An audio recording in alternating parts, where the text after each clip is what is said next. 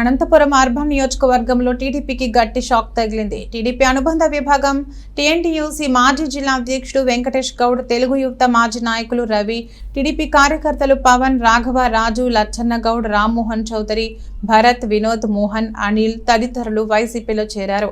వీరందరికీ ఎమ్మెల్యే అనంత వెంకటరామిరెడ్డి కండువాలు కప్పి సాదరంగా పార్టీలోకి ఆహ్వానించారు. నగరంలోని 10వ డివిజన్లో ఇంటింటికి వెళ్లి వైసీపీ ప్రభుత్వం వచ్చాక అనంతపురం నియోజకవర్గంలో అందించిన సంక్షేమ పథకాల లబ్ధి, జరిగిన అభివృద్ధి పనుల కరపత్రాలు అందించారు. ముందుగా జాతిపిత మహాత్మా గాంధీ వర్ధంతి పురస్కరించుకుని 10వ డివిజన్లో గాంధీజీ చిత్రపటానికి పూలమాల వేసి నివాళి అర్పించారు.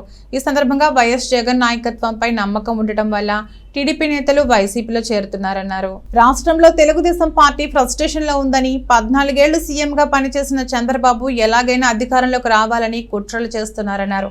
చంద్రబాబు నాయకత్వంలో 2014లో సంకీర్ణ ప్రభుత్వం ఏర్పడిందన్నారు. టీడీపీ, బీజేపీకి తోడు జనసేన మద్దతుగా ఉన్నాయని, ఆనాడు రాష్ట్రానికి ఎందుకు ప్రత్యేక హోదా తీసుకురాలేకపోయారన్నారు. ఈ రోజు జగన్ ను విమర్శించడమే ప్రతిపక్షాలు పనిగా పెట్టుకున్నాయని, ప్రజలు అవకాశం ఇచ్చినప్పుడు చంద్రబాబు ప్రజలకు ఎందుకు సంక్షేమం అందించలేదని ప్రశ్నించారు. మా పార్టీకి స్టార్ క్యాంపెయినర్లు ప్రజలే అని జగన్ చెబుతుంటే, చంద్రబాబు మాత్రం రాజకీయంగా నష్టపోయిన వాళ్లను స్టార్ క్యాంపెయినర్లుగా పెట్టుకుంటున్నారని విమర్శించారు. ఇంటింటికి వైఎస్ఆర్ కాంగ్రెస్ పార్టీ అనే కార్యక్రమం ఈరోజు 10వ డివిజన్లో 3వ రోజు కూడా ఈరోజు కూడా జరుగుతోంది. పెద్ద ఎత్తున స్పందన కూడా ఉంది. వాళ్ళే మేము ఇంకా ఇళ్ళ దగ్గర పోకుండా ముందే స్వచ్ఛందంగా కూడా మేము వేసేది జగన్మోహన్ రెడ్డి గారికే, జగన్మోహన్ రెడ్డి గారి మరొక మారు కూడా ముఖ్యమంత్రి కావాలా, తప్పకుండా కూడా మా లాంటి పేద కుటుంబాలు అనేది కూడా బాగుండాలంటే జగన్మోహన్ రెడ్డి ముఖ్యమంత్రి కావాలని చెప్పేసి కూడా ప్రతి ఇంటికి కూడా ఏ గడపకు పోయినా ఎవరిని మాట్లాడినా కూడా, ఏ అక్కని కానీ చెల్లెలు కానీ పెద్దోళ్ళు కానీ తర్వాత ఏ అన్న కానీ తమ్ముడిని మాట్లాడినా కూడా ఇదే విషయమే ఈరోజు కూడా ఉదయం నుంచి కూడా చెప్తున్నాడు. అందుకోసం పెద్ద ఎత్తున కూడా ఈరోజు జగన్మోహన్ రెడ్డి గారి పట్ల కూడా ఈ రాష్ట్రంలో నమ్మకం ఉందని చెప్పేసి కూడా ఇవాళ కూడా పూర్తిగా కూడా స్పష్టంగా కూడా అర్థమవుతుంది. అలాగే ఈ 10వ డివిజన్లో కూడా గౌడ్, తర్వాత రవి, వాళ్ళతో పాటు కూడా ఇంకా చాలామంది కూడా ఈరోజు యూత్ ఇంతవరకు తెలుగుదేశం పార్టీలో కూడా ఉండి ఈరోజు ఆ పార్టీకి రాజీనామా చేసి వైఎస్ఆర్ కాంగ్రెస్ పార్టీలో కూడా ఈరోజు చేయడం జరిగింది. చంద్రబాబు నాయుడు గారి నాయకత్వంలో భారతీయ జనతా పార్టీ కావచ్చు, లేదా జనసేన పార్టీ ఉండని చేసి వారు అధికారంలో ఉండేప్పుడు 2014 నుంచి 19 వరకు ఎందుకు చేయలేకపోయినాం? ఈ రాష్ట్రానికి ఎందుకు స్పెషల్ స్టేటస్ చేయలేకపోయినాం, తీసుకొని రాలేకపోయినాం?